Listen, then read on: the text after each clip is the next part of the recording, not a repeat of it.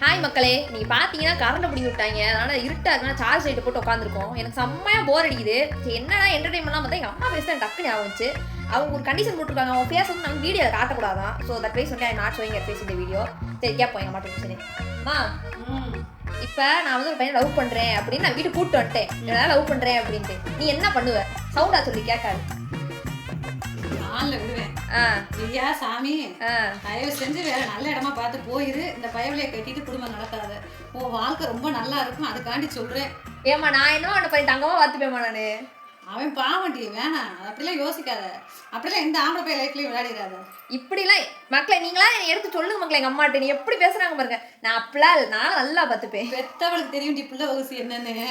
நீ எப்படிங்கிறது எனக்கு தெரியும். பாவம் ஊரா விட்டு பயிரெல்லாம் இது பண்ணி விட்டுறாத பாவம். நான் சொல்லிட்டு என்னைய நம்பி வந்தா கண் கலங்காம பார்த்துப்பேன் நானு. கண்ணு மட்டும் தான் கலங்காது, மற்ற எல்லாம் கலங்கிட்டு